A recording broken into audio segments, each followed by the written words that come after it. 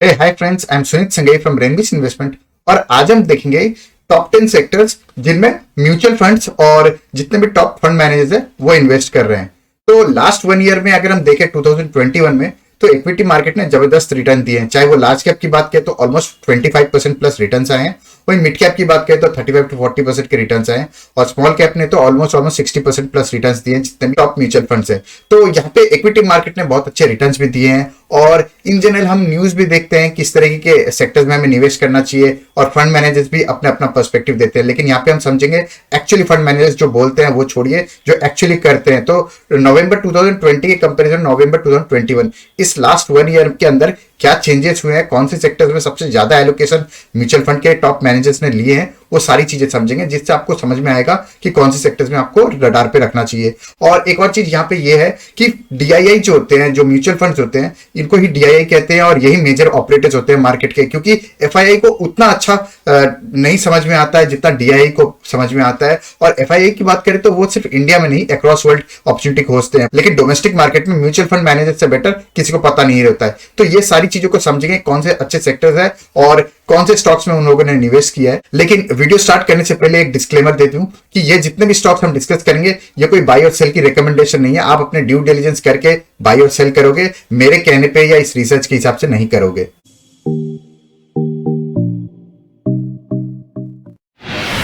नवंबर 2020 में ऑलमोस्ट 10.61% का स्टेक जो है ओवरऑल एसेट मैनेजमेंट का आईटी सॉफ्टवेयर में था। वहीं नवंबर 2021 में देखें तो ये बढ़ के 12.23% हो गया है। तो यहाँ पे ऑलमोस्ट 1.62% इन्वेस्टमेंट बढ़ाई है एसेट मैनेजमेंट कंपनीज ने। तो इसका मतलब ये है कि नवंबर 2020 में लगभग 100 रुपीज जो टोटल एसेट मैनेजमेंट जितने भी म्यूचुअल फंड मिला के था, वो मान लीजिए 100 रुपीज था, तो उसमें से 10.61 रुपीज जो है वो सॉफ्टवेयर कंपनीज में लगे हुए थे। और वहीं नवंबर 2021 की बात करें तो ऑलमोस्ट 12.23 रुपीज जो है out of 100 rupees software companies में इन्वेस्ट हुए हैं। तो इससे दिखता है कि ओवरऑल जितने भी फंड मैनेजर उनका टुवर्ड सॉफ्टवेयर कंपनीज जो है या सॉफ्टवेयर सेक्टर के तरफ जो है इंक्लिनेशन बहुत ज़्यादा आने वाले टाइम में 3 to 5 ईयर्स के मीडियम टर्म में ऐसा लग रहा है कि एटलीस्ट फंड मैनेजर्स को कि यहाँ पे बहुत अच्छी रैली देखी जा सकती है, यहाँ पे एक अच्छा मूवमेंट अपवर्ड्स दिखा जा सकता है। कंपनीज की बात करूं तो यहाँ पे सबसे ज़्यादा जो स्टॉक्स में इन्वेस्टमेंट हुई है रिसेंट 1 ईयर में, तो वो है persistent systems, tech Mahindra, HCL technologies, Birla soft, Wipro, Nazara technologies, emphasis, Infosys और कोफोर्ज। आप देख सकते हो कि पहले भी एक ऑलरेडी बहुत ज़्यादा म्यूचुअल फंड्स ने इन्वेस्ट कर रखा था, बट रिसेंट 1 ईयर में आप देखोगे तो ऑलमोस्ट एक अच्छे खासे म्यूचुअल फंड्स ने एडिशनली इसमें इन्वेस्ट किया है। तो दिखता है कि ये जो कंपनीज है इनमें काफ़ी ज़्यादा फेथ दिखा रही है most of the fund managers जो है। अगले सेक्टर की बात करें तो पीएसयू बैंक्स। तो पीएसयू बैंक्स का बात करें तो इसमें अच्छा करने का बहुत पर्टिकुलर रीजन है कि लास्ट 6 ईयर्स में अगर आप देखोगे तो प्रॉफिटेबिलिटी पीएसयू बैंक्स की बहुत अच्छी नहीं हुई थी, बट रिसेंट 1 ईयर में जो है प्रॉफिटेबिलिटी वापस आई है, और most of the bigger PSUs जो है वो बहुत अच्छा प्रॉफिट्स रिपोर्ट कर रही है। तो इस वजह से पीएसयू बैंक में most of the fund managers का बुलिश होना स्वाभाविक है। और यहाँ पे अगर मैं आपको थोड़े से नंबर्स दिखाऊं तो नवंबर 2020 में ऑलमोस्ट 2.35% इन्वेस्टमेंट पीएसयू बैंक में हो रखा था, वो इंक्रीज होकर 3.21 हो गया। तो ये 0.86% का राइज है in last 1 year in PSU bank investment.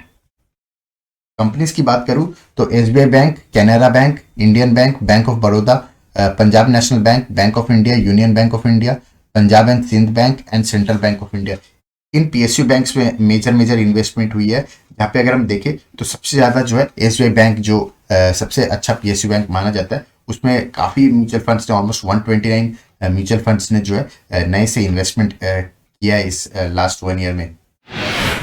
अगले सेक्टर की बात करें तो ऑटो एंसिलरी बहुत अच्छा कर भी रही है, उसके काफ़ी सारे रीजंस भी है। हालांकि ऑटो सेक्टर इन जनरल बहुत अच्छा परफॉर्मेंस नहीं दिया है, लेकिन ऑटो एंसिलरी का अच्छा करने का एक पर्टिकुलर रीजन ये भी है कि जो ट्रेडिशनल ऑटोमोबाइल्स है जो कंबस्टिबल इंजन के थ्रू चलती है या फॉसिल फ्यूल के थ्रू चलती है, उनमें टर्न अराउंड हो रही है, इलेक्ट्रिक व्हीकल में की तरफ मूव हो रहा है, तो कौन सी कंपनी इसमें लीड लेगी, इसमें थोड़ा सा डिबेटेबल हो जाता है। लेकिन ऑटो एंसिलरी कंपनीज में डिबेटेबल नहीं है, क्योंकि अल्टीमेटली आपको एंसिलरीज जो है वो चाहे वो इलेक्ट्रिक व्हीकल हो या कंबस्टिबल इंजन हो, दोनों जगह आपको ancillary most of the most of the ancillary जो है सेम ही होता है या सिमिलर ही होता है, तो इसलिए एंसिलरी कंपनीज जो है स्पेशली इंडिया में बात करें तो बहुत ज़्यादा एक्सपोर्ट ओरिएंटेड हो गई है। तो यहाँ पे फंड मैनेजर्स को लगता है कि रनवे फॉर ग्रोथ बहुत अच्छी हो सकती है ऑटो एंसिलरी में, स्पेसिफिकली ईवी व्हीकल के हिसाब से, एक्सपोर्ट के हिसाब से यूरोप में, यूएस में एक्सपोर्ट के हिसाब से इन कंपनीज को देखा जा सकता है। और वहीं पे नंबर्स की बात करूँ तो 0.85% इन्वेस्टमेंट जो है ये ऑटो एंसिलरी में हुआ करता था नवंबर 2020 में, वहीं नवंबर 2021 में देखे तो ये बढ़ के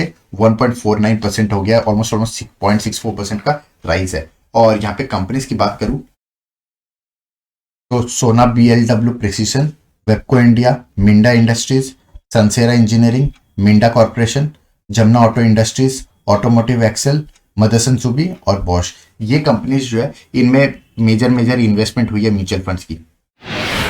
अगले सेक्टर की बात करूं तो ई कॉमर्स, तो लास्ट कई साल से हम देख रहे हैं कि ई कॉमर्स सेक्टर जो है काफी अच्छे तरीके से राइज किया है, स्पेशली स्टार्टअप्स का जो एम्बियंस रेडी हुआ है उस वजह से, और पैंडेमिक ने इस चीज को एक्सेलेरेट कर दिया है कि ई कॉमर्स का जरूरत और ज्यादा हो गया है। और यहाँ पे अगर मैं कंपनीज की बात करूँ लिस्टेड स्पेस में, हालांकि मोस्टली बहुत ज्यादा ऑप्शंस है नहीं, but with in listed space की बात करूँ तो यहाँ पे ऑलमोस्ट नेग्लिजिबल इन्वेस्टमेंट हुआ करता था नवंबर 2020 में, और उसका प्राइमरी रीजन है कि बहुत ज्यादा ई कॉमर्स ऑप्शन थे नहीं उस टाइम पे। और करेंटली अगर मैं बात करूँ तो ऑलमोस्ट 0.61% इन्वेस्टमेंट हो गया है, तो काफी अच्छी ग्रोथ हुई है in terms of e commerce investment. और उसका प्राइमरी रीजन है कि काफी सारे आईपीओ भी आए हैं लास्ट 1 ईयर में।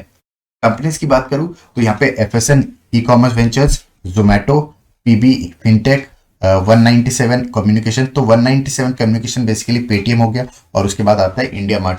तो ये जो 5 कंपनीज है इनमें जो है most of the fund managers ने इसमें निवेश किया है फ्रॉम टेक पर्सपेक्टिव या फिर ई कॉमर्स पर्सपेक्टिव। अगले सेक्टर की बात करूं तो हॉस्पिटल एंड हेल्थ केयर, तो लास्ट कुछ साल में अगर हम देखें पैंडेमिक के पहले तक तो pharma industry as a whole India में बहुत अच्छा कर नहीं रही थी, specially due to FDA regulations और बहुत ज्यादा इंप्रेशंस की वजह से जो है कुछ ना कुछ रेगुलेटरी हर्डल्स आ रहे थे जिनकी वजह से फार्मा इंडस्ट्री ने बहुत अच्छा परफॉर्मेंस नहीं दिया। हालांकि हॉस्पिटल एंड हेल्थ केयर ने अच्छा परफॉर्मेंस दिया भी था, और पैंडेमिक ने इस चीज को एक्सेलेरेट कर दिया, और लोगों को भी ये रियलाइज हुआ है कि इन जनरल जो है हेल्थ केयर एक ऐसा सेगमेंट है जहाँ पे बहुत ही अच्छी ग्रोथ देखी जा सकती है। एंड विद इन पैंडेमिक का स्टेज की भी हम बात करें तो यहाँ पे हॉस्पिटल्स के काफी अच्छे प्रॉफिट्स आ रहे हैं। तो यहाँ पे अगर मैं नंबर्स की बात करूँ तो ऑलमोस्ट 0.68% का इन्वेस्टमेंट जो है फंड मैनेजर्स ने इस पे हॉस्पिटल सेक्टर में किया था। और वहीं मैं नवंबर 2021 की बात करूँ तो ऑलमोस्ट 1.18%, तो ऑलमोस्ट 0.5% की ग्रोथ हुई है। और यहाँ पे अगर मैं कंपनीज की बात करूँ तो पहला है max health care, Fortis health care, Apollo hospital, Krishna institute of medical science, Vijay diagnostic, Krishna diagnostic, thyro care technologies और एस्टर डीएम हेल्थ केयर। तो ये जो मेजर कंपनीज है इनमें फंड मैनेजर्स ने अपने नए निवेश किए हैं। और वहीं मैं अगर अगले सेक्टर की बात करूं तो इंजीनियरिंग कंस्ट्रक्शन, तो कंस्ट्रक्शन एज ए इंडस्ट्री अगर हम देखें तो ऑलरेडी जो है कैपेक्स लग रहे हैं, and most of the companies जो है नए कैपेक्स लगाने के पोजीशन में आ गई है। काफी डेट रिटर्न कंपनीज जो थी उन्होंने अपने बैलेंस शीट से डेट को भी निकाल दिया। तो ये जो नया कैपेक्स लगेगा और गवर्नमेंट की तरफ से भी जिस तरह का पुश है इंफ्रास्ट्रक्चर की तरफ, तो काफी सारी कंस्ट्रक्शन कंपनीज इन चीजों की वजह से अच्छा कर भी रही है। और वहीं फंड मैनेजर्स की भी बात करें तो उनको काफी अच्छा कॉन्फिडेंस भी आ रहा है। और नवंबर 2020 पे ऑलमोस्ट 2.5% की इन्वेस्टमेंट जो है कंस्ट्रक्शन सेक्टर में हो रखी थी, और वहीं पे इंक्रीज होकर ये 2.9% हो गया है। तो यहाँ पे ऑलमोस्ट 0.42% का ग्रोथ हुआ है in terms of investment in construction industry. और वहीं स्टॉक्स की बात करूँ तो L&T, GR infra projects, PNC infratech, NCC, KNR construction, techno electric, KEC international, man infra construction, तो ये जो कंपनीज है ये ऑलमोस्ट 10 कंपनीज, इनमें मोस्टली फंड मैनेजर्स ने जो है इन्वेस्टमेंट के हिसाब से सबसे ज्यादा फोकस रखा है।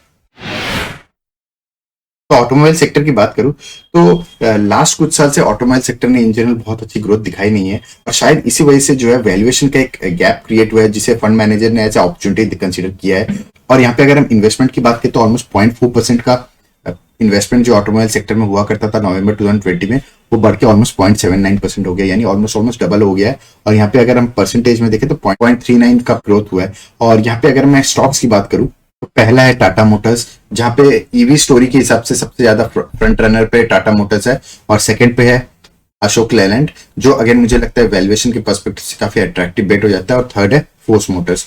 तो ये 3 कंपनीज जो है फंड मैनेजर की सबसे फेवरेट रही है। और वहीं मैं अगले सेक्टर की बात करूं तो रिटेल सेक्टर जो है एक और इंटरेस्टिंग सेक्टर है, क्योंकि इंडिया में जिस तरह का कंजम्पशन ग्रोथ है और जिस तरीके से मिडिल क्लास पॉपुलेशन राइज कर रही है, वहाँ पे रिटेल सेक्टर डेफिनेटली आने वाले टाइम में काफी अच्छा कर सकता है। और यहाँ पे अगर मैं नंबर्स की बात करूँ तो 1.39% जो है एलोकेशन रिटेल सेक्टर में हुआ करता था नवंबर 2020 में, वो बढ़ के 1.74 हो गया इन नवंबर 2021, और ऑलमोस्ट ऑलमोस्ट 0.35% का ग्रोथ है इन टर्म्स ऑफ इन्वेस्टमेंट। और वहीं मैं अगर स्टॉक्स की बात करूं तो वो है go fashion India, Trent, avenue supermarts, V mart, Bata India, Aditya Birla fashion और वैभव ग्लोबल। तो ये जो कंपनीज है ये सबसे फेवरेट रही है फंड मैनेजर्स की इन last 1 year in terms of investment in retail sector. अगले सेक्टर की बात करूं तो एनबीएफसी। तो एनबीएफसी अगेन एक इंटरेस्टिंग सेक्टर है, क्योंकि इंडिया में जो ईज ऑफ बोरिंग जो है बढ़ गया है, और स्पेशली ये जो एनबीएफसी ये मेजरली फोकस करते हैं to capture the unorganised market, और उन सेगमेंट को कैटर करते हैं जो पहले लोन नहीं ले पाते थे, या इन जनरल अब क्वालिटी ऑफ लाइफस्टाइल बढ़ गई है, एस्पिरेशंस बढ़ गए हैं, तो यहाँ पे लोग कतराते नहीं है in terms of buying goods by taking loan. तो यहाँ पे इसलिए एनबीएफसी जो है काफी अच्छा कर भी रही हैं। और यहाँ पे अगर मैं सेक्टर एलोकेशन की बात करूँ तो 3.19% का एलोकेशन से बढ़ के ये 3.49 हो गया, ऑलमोस्ट ऑलमोस्ट 0.29% का ग्रोथ हुआ है in terms of allocation in this segment.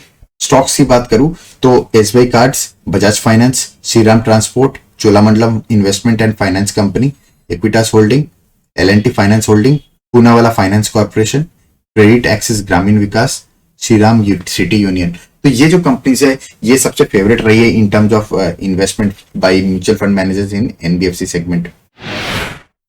अगले सेक्टर की बात करूं तो रियल स्टेट। तो रियल स्टेट जो है काफी साल से जो है बहुत ही स्लो डाउन रहा था रियल स्टेट में, और पैंडेमिक की वजह से लोगों को रियलाइज हुआ है घर का इंपॉर्टेंस, और बहुत लोगों ने पैंडेमिक में सेविंग भी की, तो वहां पे एक्सपेंसेस करने के बहुत ज्यादा ऑप्शंस थे नहीं, क्योंकि मोस्ट ऑफ द टाइम लोग घर पे रह रहे थे। That was one reason. And second reason is कि लोगों को रियलाइज भी हुआ कि घर में सुधार भी चाहिए, या फिर घर नहीं है तो घर बाई करना चाहिए। तो इस तरह की सिचुएशन में रियल स्टेट में काफी अच्छी सेल भी इंक्रीज हुई है और काफी अच्छी डिमांड भी राइज हो रही है, और इस वजह से जो है रियल स्टेट में जो है फंड मैनेजर्स ने अपना एलोकेशन बढ़ाया भी है लास्ट 1 ईयर में। और अगर हम इन टर्म्स ऑफ इन्वेस्टमेंट देखें तो 0.62% का एलोकेशन हुआ करता था इन नवंबर 2020, वो इंक्रीज होकर 0.86% हो गया इन नवंबर 2021। इन टर्म्स ऑफ परसेंटेज देखें तो ऑलमोस्ट ऑलमोस्ट 0.24% का इंक्रीज है ये।